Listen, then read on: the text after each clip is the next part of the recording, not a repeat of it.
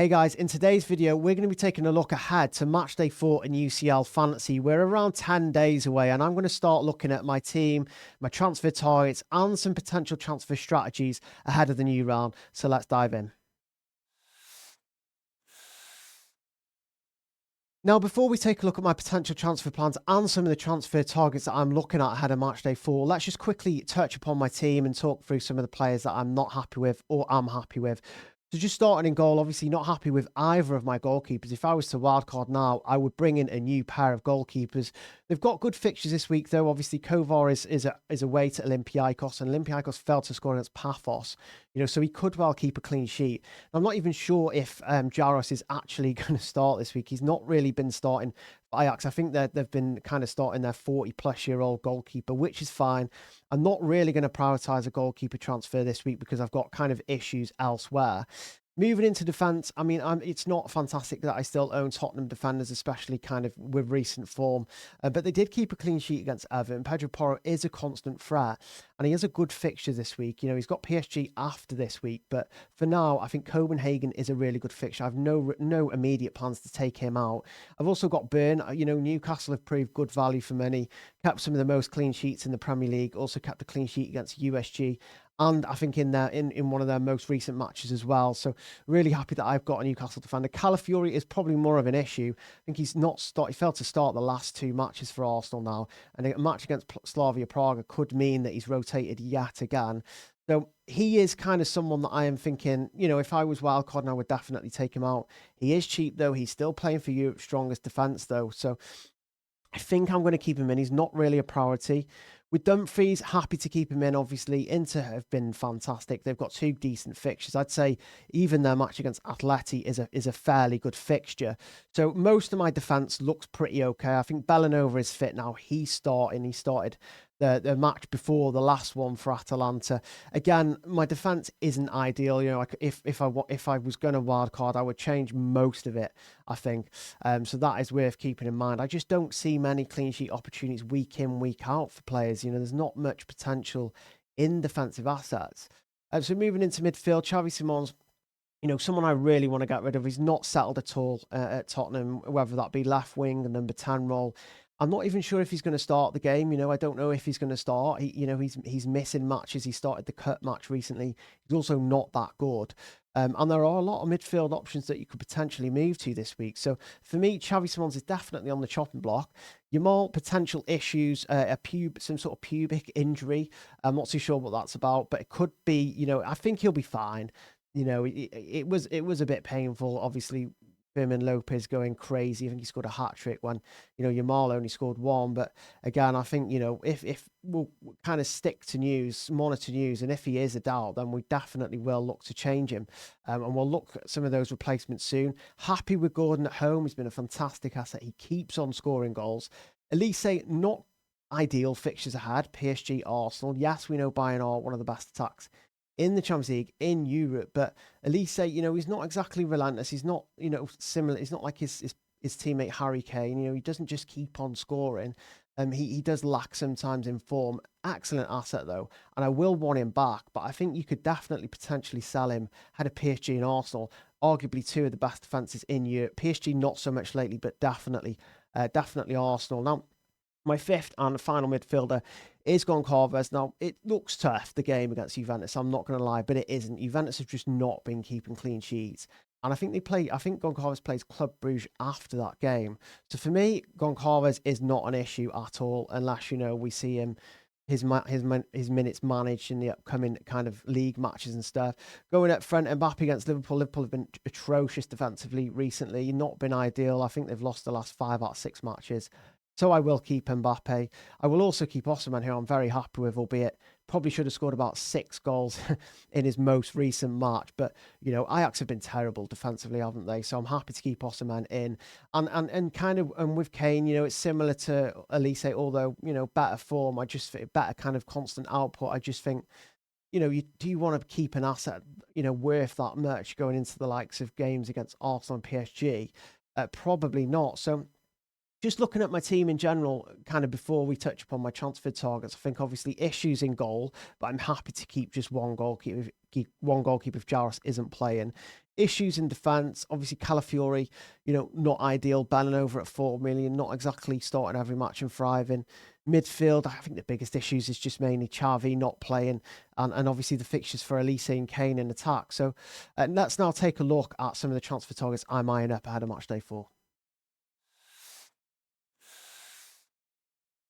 So, guys, one of my transfer targets heading into match day 4 is Scott McTominay. Now, Napoli have been hit and miss. They were obviously absolutely hammered by PSV, but they also beat Inter as well, and they've recently come off the back of a 1-0 win against Lecce. So form is actually pretty good domestically. They're not completely in ruins. I mean, what is worth mentioning, though, is the fact that obviously Kevin De Bruyne recently suffered I think it was a hamstring or a muscle injury that could rule him out for months. So he is just not an option anymore. So I think the Napoli fixtures are still good, though. If you just take a look at the bottom there, you can see that 2 home matches. I mean, not only are they 2 good kind of fixtures, but it's very rare to get 2, back-to-back home matches in the Champions League. And obviously, we all know how important home form can be, home advantage can be. So I think, coming away from Napoli completely could be a mistake. Now, I think 2 home games is great. Obviously, their opposition is Frankfurt, who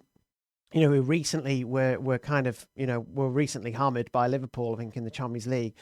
And also Karabakh, who have been pretty good, to be fair, but they are still leaking goals. So I think overall they are 2 very, very good fixtures. Now, Scott McTominay, he comes in, he's already scored 2 goals in the Champions League, which is more than a lot of the other standout midfielders. He's not done much in terms of assists, but you look at his XG overall, it's nearly 1, which is really good. Again, going back to the fact that when you compare them to other midfielders. So I really like Scott McTominay. He's in form recently. He scored in the league as well. So he's back at it. He's still kind of playing at a left wing position, which isn't ideal, but he still feels like a clutch player, still feels like a talisman. Now, in this case, I would probably only need him for 2 match days, depending on when I'm going to use my chips, which I haven't decided on yet, but still remaining flexible. He could even be on penalties. We don't know. Obviously, KDB was originally on penalties, so we're not too sure who's going to take them now. Could it be Haaland, potentially? Luka, when he plays, maybe. But could it also be Scott McTominay? I mean, definitely. He seems to be kind of taking a leading role over at Napoli since he joined. So Scott McTominay is definitely one on my radar. Now, ahead of match day 3, I did speak about, fixture swings, negative fixture swings for strikers. And obviously, with the premium strikers coming into a tougher run now, it does kind of leave a bit of flexibility to go for a more expensive midfielder. And that could be in the form of Bukayo Saka of Arsenal. Now, if you take a look at the fixtures, you'll see that Arsenal's fixtures are hit and miss. A lot of this fixture schedule is a bit dodgy this season. It's hard to kind of pinpoint good fixture runs for teams. So I think it's all about jumping on players, as and when you need them. And this could be the case with Bukayo Saka. Now, also been obviously amazing form domestically in the Champions League. They are pretty rampant at the moment. And although that is the case, their attackers aren't exactly flying. And that goes for Saka, Gokaresh. And, the attacking returns are pretty much spread, which isn't ideal. But if you look at the fixtures, Arsenal do have Slavia Praga this week away from home. So I do think, that is one of the fixtures you want to be targeting this week. I mean, it's also hugely important because when you take a look at the captaincy fixtures, you'll see that Arsenal are the early kickoff. Not only are the early kickoff in which you can see the lineups to check that they're not rotating too much. You can actually, you actually want to captain one of these players because if you look at the fixtures, there aren't loads of captaincy options for Tuesday. So I do think an Arsenal attacker could be one of the best captaincy options.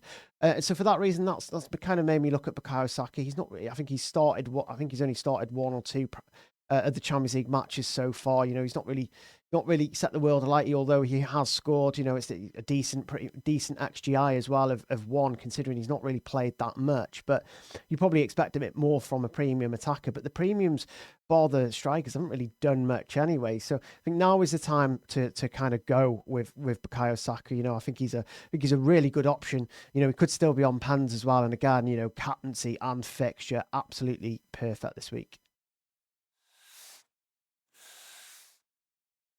Now, a lot of people bought Ademola Lookman before match day 3 and were increasingly frustrated, actually, because obviously he's not really done much at all. In fact, no goals, no assists. His XGI is okay, but, if you look at Atlanta's recent fixtures as well, I think they've drawn the last 6 league matches on the bounce, which is a concern, obviously. But you look at the fixtures: Marseille and Frankfurt away, both away from home. So maybe again, maybe a bit of a disadvantage there. But I'm always going to like Lookman. He's such a good player. He's talismanic for Atlanta, and again, albeit he's not really done much for them in the Champions League so far, I still think he's an incredible option. And I think for the next 2, for those kind of looking to use their chips around 6, maybe 7 and 8, I think for the next 2, you can't really get many better midfield options than Lookman. And last season we saw how instrumental he was for them. Again, we haven't really seen that. He did score against Milan in their most recent Serie A game, which I think is important. Obviously, goals can do a lot for confidence. So we could well see Lookman start picking up form again, and he is very, very explosive. He is the type of player to pick up 2 free attacking returns in a game when he's on form. So Lookman, I still can't get him out of my head. I will be thinking about him right up until the deadline. Now, these targets are not in order, so this isn't me saying that Yildiz is my 4th or 5th favourite option. He is right up there in terms of top midfielder picks this week. And I mean, you just take a look at his day. 1 goal, 1 assist. He's got similar kind of XGI to kind of Lookman, but Juventus have had hit and miss fixtures, but now they are coming into a nice run of fixtures. If you take a look down there, they're playing Sporting at home. So in their next 3 matches, their toughest match is played at home, which is really, really kind of appealing for me. And obviously, Bodo Glimt and Paphos. I mean, that Paphos game could be absolutely anything. Bodo Glimt keep conceding goals. So I think if you're looking long-term, if you're looking for a really, really solid long-term replacement, for your non-performing midfielders, then I do think Yildiz could be up there. He's 6.7 million. So as well as being among the best midfielder options, he's also fairly cheap as well, which is obviously fantastic if you need money, to improve the back line or maybe you want to go for a premium or kind of upgrade a budget striker to a mid-price striker like Osman. I do think the inclusion of Yildiz could be a really, really good one. Now, he didn't do much he's not really done much more recently, apart from the fact that, he won a penalty and scored it in Juventus's most recent 3-1 win. Now, he didn't really do much outside of the penalty win and goal, but I'm expecting a lot. He's only 20 years old. I do think he is one to watch for the future, but he's also one to watch for your UCL fantasy teams as well. I am seriously considering Yildiz ahead of this round. Sporting at home, it's not ideal. Sporting are good, but we have seen they leak goals, and those fixtures after Sporting, Bodo Glimt and Paphos, are absolutely amazing. So for me, yeah, Yildiz is one of the best kind of midfield options you could go for ahead of matchday 4.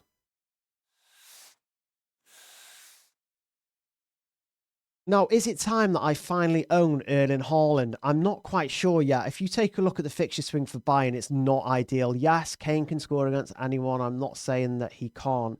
But I'm saying his whole potential will definitely be limited. You look at the teams he's facing. He's facing PSG, who albeit have been slightly leaky as of late, but he's also got Arsenal as well, which is far from ideal. Arsenal, probably one of the best teams in Europe right now, I'd say, and especially from a defensive point of view, probably the best.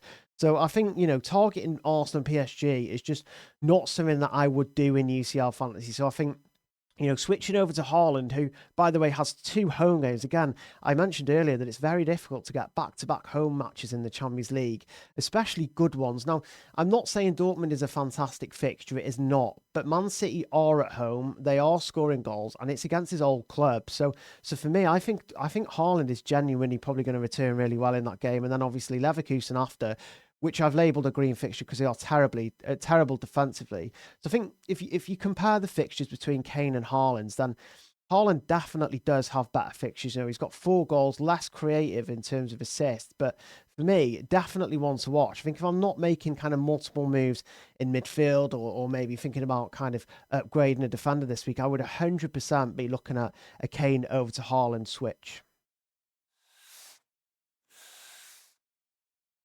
So here it is, guys, my potential transfer plans ahead of matchday 4. Now, you can see that there is one player in particular that I am not happy with and is included in every single transfer plan. And that is Xavi Simons. They're just not settled at Tottenham at all. Tottenham haven't been great. Obviously, I know they won against Everton recently. They were recently knocked out by Newcastle in the Cup as well.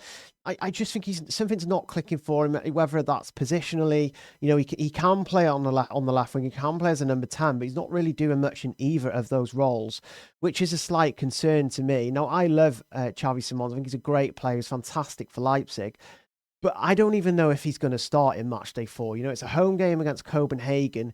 Is it time to experiment? Is it time to take Xavi back out after he played in the Cup? Potentially. We're not too sure yet if he's going to play on the weekend in the upcoming match. But for me, I think it's just that insecurity of minutes which makes him a prime target to kind of remove. Now, you can see that I've got 2 midfielders potentially leaving there.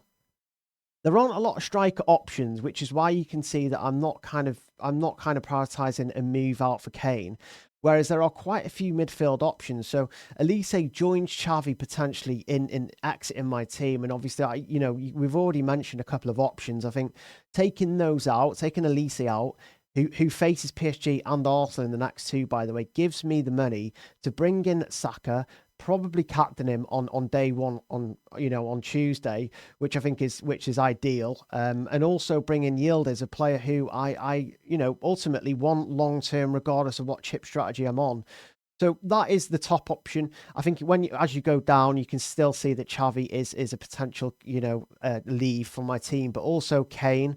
Now Kane is a potential option out. I think the kind of easy option to go for, easy replacement for Kane, is obviously Haaland, who we've discussed already. 2 home matches. He's got Dortmund, his former club, and then, a good fixture after that. So for me, Kane could well leave. Now, with Elise, I do think just keeping some sort of buy-in attack is kind of, ideal. I think, obviously, Bayern could well score against PSG and Arsenal. I'm not looking to revamp my entire team. I also might want Elise and Kane back, right? I don't really want to do a mass kind of exodus and remove Kane and Elise from my team. I want to keep one of them, and I want to give myself the flexibility to bring one back in. Yeah, so for me, they are the options. Also, Yamal is kind of suffering in terms of a slight injury. So see at the very bottom there, if Yamal is ruled out, then I will go for the likes of Saka. I'm also not ruling out someone like McTominay. There are plenty of midfield options I've mentioned. Lookman, McTominay, Yildiz. I think a lot of my moves revolve around predominantly my midfield this week. I'm not happy with my midfield, and that is obvious. So they are my potential transfer plans ahead of matchday 4. Remember, everyone, if you are a regular watcher of my UCL fantasy content and you do enjoy it, please hit that subscribe button. I am looking to chase down 1k subs before the end of the season. I'm hoping it's realistic, and I need your guys' help to do it. So I'm really thankful for the continued support. Please hit that like and subscribe button, and I'll see you guys again soon.